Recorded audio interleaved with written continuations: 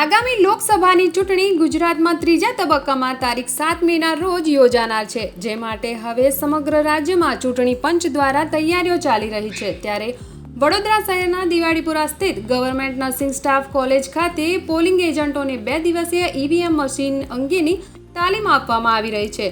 લોકસભાની ચૂંટણીમાં ફરજ બજાવનારા ઝોનલ અધિકારીઓ, પોલિંગ એજન્ટ કર્મચારીઓ, પ્રિસાઇડિંગ ઓફિસરો અને આસિસ્ટન્ટ પ્રિસાઇડિંગ ઓફિસરોને ઈવીએમ મશીનની સંપૂર્ણ તાલીમ આપવામાં આવી રહી છે. ત્યારે જે અંતર્ગત 143 અકોટા વિધાનસભાના 246 બૂથમાં જે પોલિંગ સ્ટાફની ફરજ બજાવશે તેવા કર્મચારીઓ, ઓફિસરોને તાલીમ આપવામાં આવી હતી, જેમાં 2 સ્ટેશનમાં 600 કર્મચારીઓને આ તાલીમ આપવામાં આવી હતી.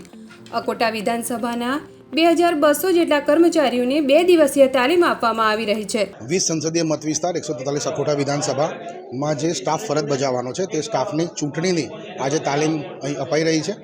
આ તાલીમની પ્રોસેસમાં presiding officer, assistant presiding officer અને પોલિંગ ઓફિસર ફરજ બજાવતા હોય છે. તે બૂથ ખાતે તેમની જે કામગીરી કરવાની હોય છે તે કામગીરીના ફોર્મ્સ કઈ રીતે કરવાના હોય છે, ઇલેક્શન પ્રોસેસ કઈ રીતની હોય છે, તેમાં તેમને સંપૂર્ણ માહિતગાર કરવા માટે આજની તાલીમનું આયોજન કરવામાં આવેલું છે.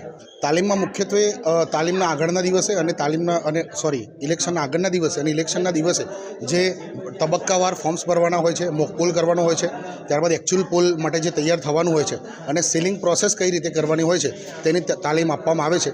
તેની સાથે સાથે ઈવીએમ મશીન કઈ રીતે ઓપરેટ કરવાનું છે, તેનું જોડાણ કઈ રીતે કરવાનું છે, તેનું સીલિંગ કઈ રીતે કરવાનું છે, તેની તાલીમ પણ તેમને હેન્ડ્સ ઓન તાલીમ ઈવીએમ ટ્રેનર દ્વારા આપવામાં આવે છે.